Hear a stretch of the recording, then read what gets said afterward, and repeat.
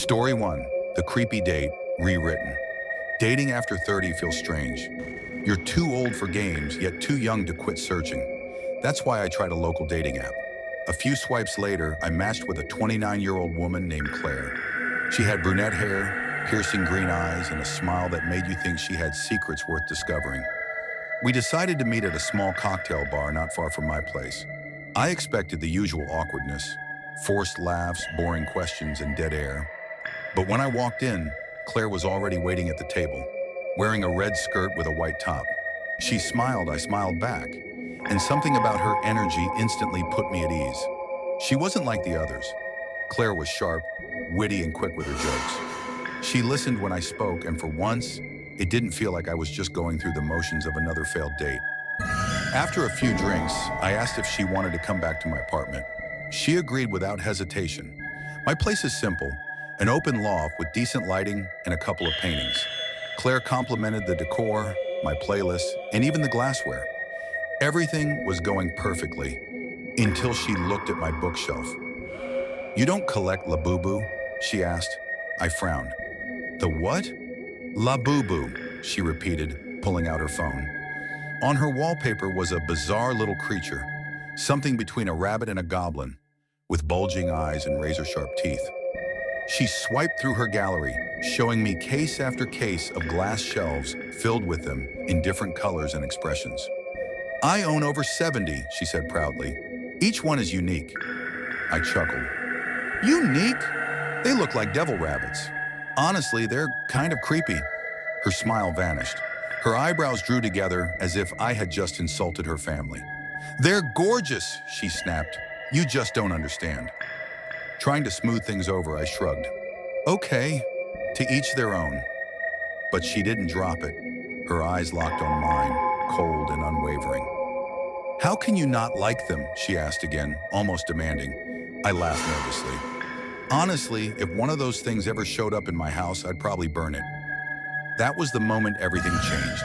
Her expression emptied, her pupils widened until her eyes looked almost inhuman. Without a word, she stood, walked to the kitchen counter, and picked up the knife I'd left out after slicing limes. She pressed the blade against her lips and whispered, "I brought you one." My heart dropped. "What do you mean?" She reached into her tote bag and pulled out a small figurine. It's jet black with scarlet eyes that seemed to glow under the light. She set it down on the counter beside the knife. "I wanted him to meet you," she said softly. I forced a laugh. "Okay, Claire, enough. Put the knife down." She didn't move. Her eyes twitched as if something inside her was trying to break free. Then, in a shaking voice, she whispered, "He heard what you said. You should apologize." I froze.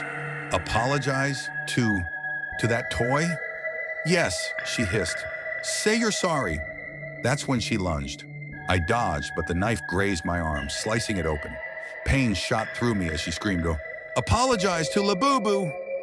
I stumbled backward, grabbed my phone, and locked myself in the bathroom while she slammed and kicked at the door, shrieking like a maniac.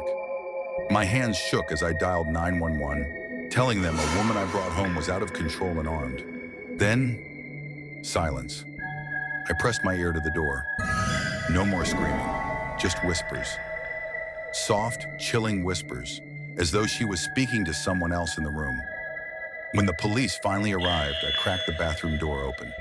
Claire was sitting calmly on the couch, cradling the toy in her arms like it was her child. Cotton from my shredded pillows floated around her like snow. Blood dripped from her knuckles where she had pounded the door. The officers restrained her, cuffed her, and carried her out. Even then, she never looked at me. She only clutched that black Labubu and shouted, "How could anyone hate him?" Her voice echoed through the hallway long after she was gone. Later, the cops told me Claire had no criminal record, but was active on online forums where people treated these toys like living beings. They recommended psychiatric help. I didn't press charges. I figured she'd end up in a mental facility either way. But ever since that night, I can't get her last words out of my head. And if you're a Labubu fan, do me a favor. Stay far away from me.